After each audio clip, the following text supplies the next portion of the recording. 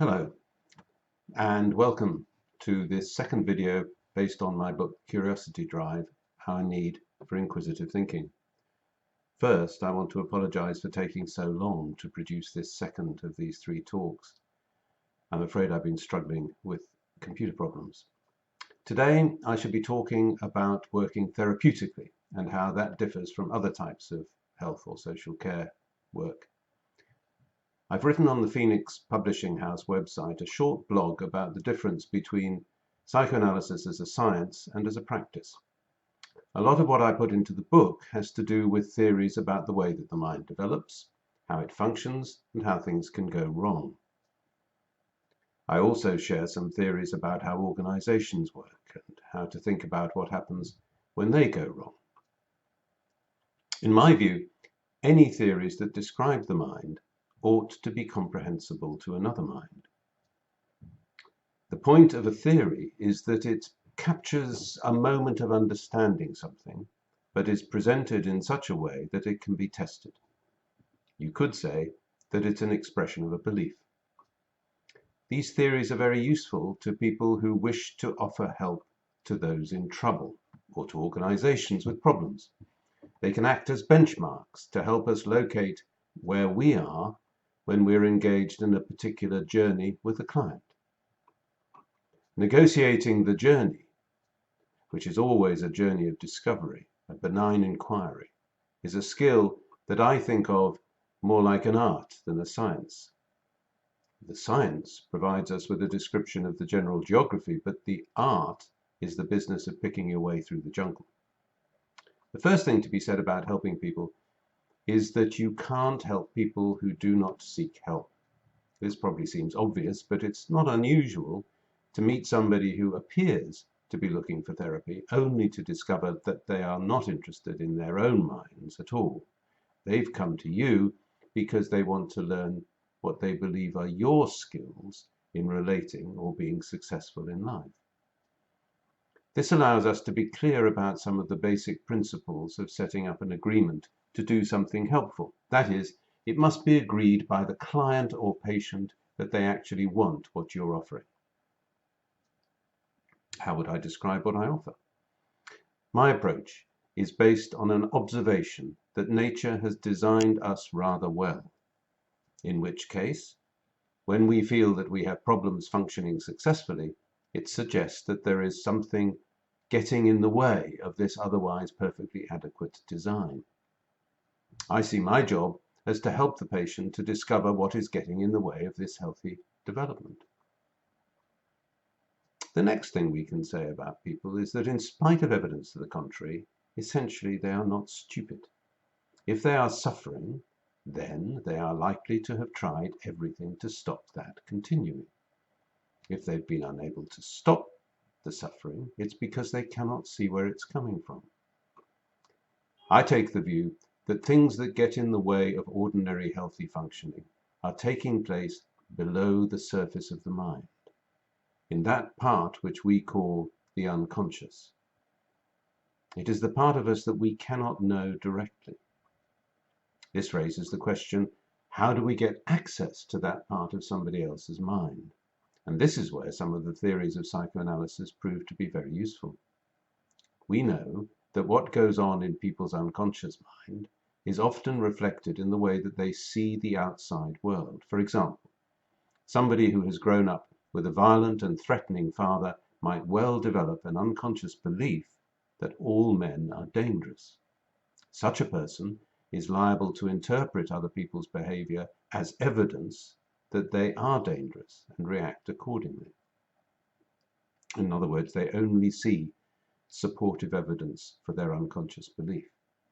The psychoanalytic approach to treatment, therefore, is to assume that the way that the patient sees the therapist will be one way that we can understand what has been going on unconsciously. It's a representation of the unconscious belief that is probably causing the problems. There are several ways in which this kind of phenomenon occurs. One of them was one of Freud's early discoveries, and he called it transference. It's now so well known that almost everybody will recognize the idea that people frequently see other people as versions of their own parents from when they were children.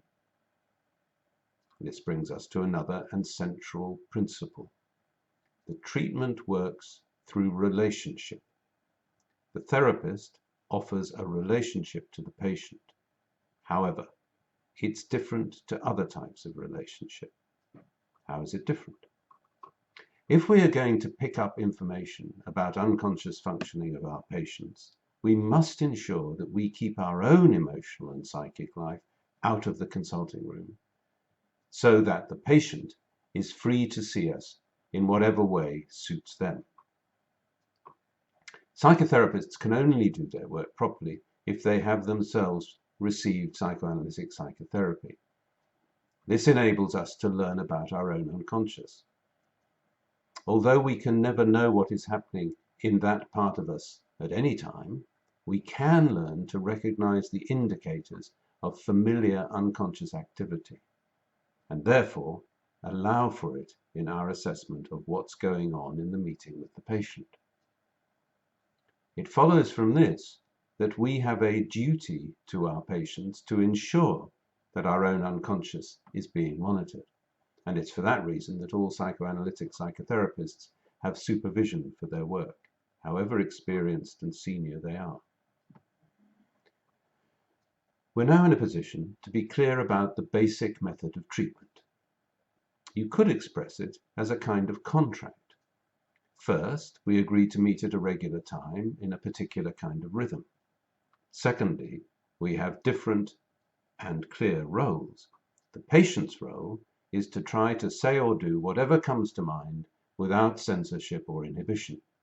We call this free association. If you think about it, it's a wonderful opportunity simply to express yourself freely without fear. Of course, it's also very difficult.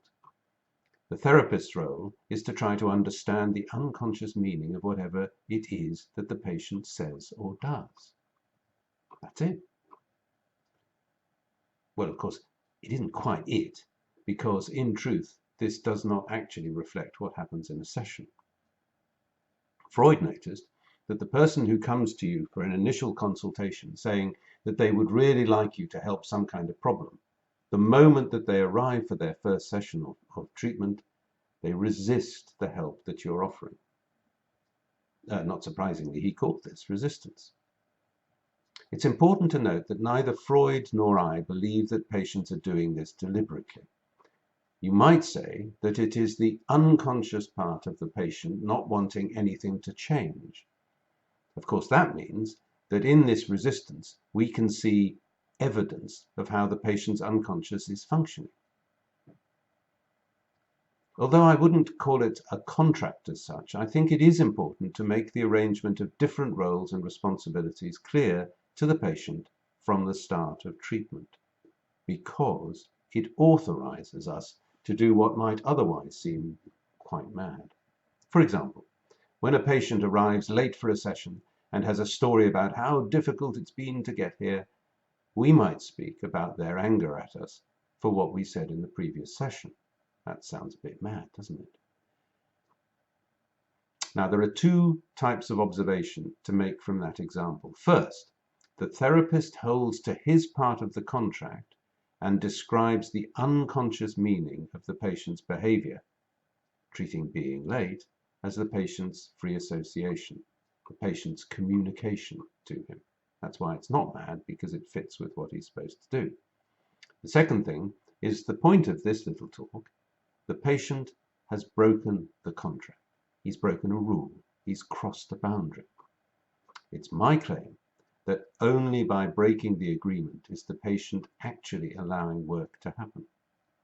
If a patient comes to therapy and is happily pursuing his own thoughts in a free way and learning from them as he goes, there's no need for me to say anything. The point at which I'm invited to work is the point at which the rules that we have agreed upon are being challenged. What I'm saying is that the real work occurs where boundaries are broken. Resistance, which is essentially the struggle around understanding the problem, always happens at the therapeutic patient boundary. In the book, I describe how I first discovered that boundaries are the place where real therapeutic work happens. I was a very young man in charge of a treatment unit trying to organize rules for very difficult and challenging adolescents. I was in agony trying to find the right rule, and it was only a friend telling me there's no such thing that led me to make my discovery. The fact that his observation was so obviously true caused me to be, guess what, curious about why it had been such a problem for me. I discovered that without realizing it, I'd been attempting to find a rule that would be acceptable to all parties, particularly staff and kids. I was doing this so that I could create a rule that would not cause controversy or conflict. But the reason I couldn't settle on an answer was that there wasn't such a position. It dawned on me that rules provide a place where a conflict can take place. If you substitute the word encounter for conflict, it is clear that these are the places where serious therapeutic encounters can happen.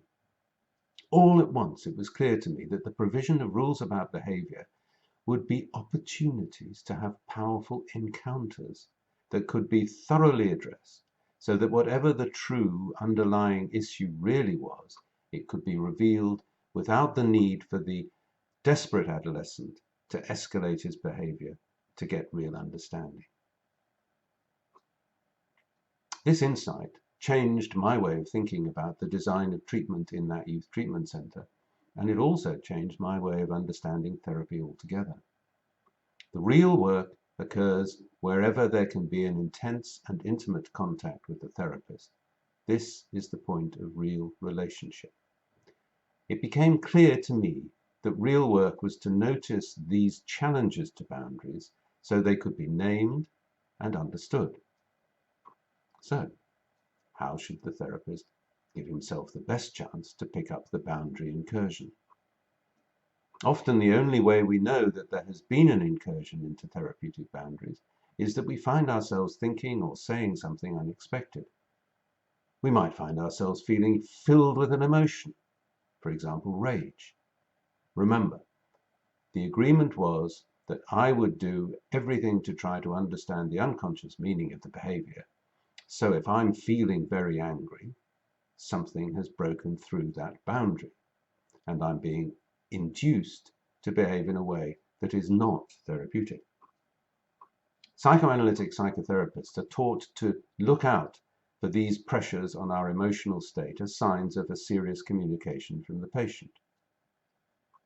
Being caught up in the patient's internal and imaginary world is not bad practice and should never be thought of as such, because it demonstrates that the therapist is open to a real emotional contact with his patient. He is unconsciously available to his patient. It becomes bad practice if the therapist does not notice what's happening over time. We all believe that the things that cause problems are operating unconsciously. We also believe that we cannot know our own unconscious. We know that the way the patients have an impact on us will be through unconscious communication, and therefore it's quite likely that we will not notice that.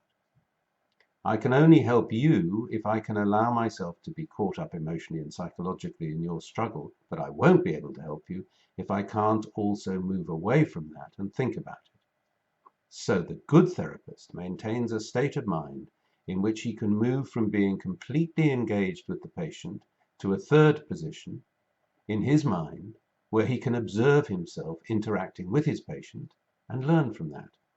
This internal movement from real engagement to observing oneself engaging is the key to the art of therapy.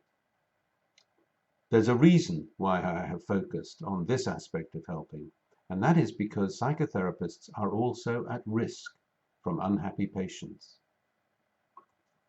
Patients who want to damage the therapist, and the same is true of the social worker or the nurse or the doctor.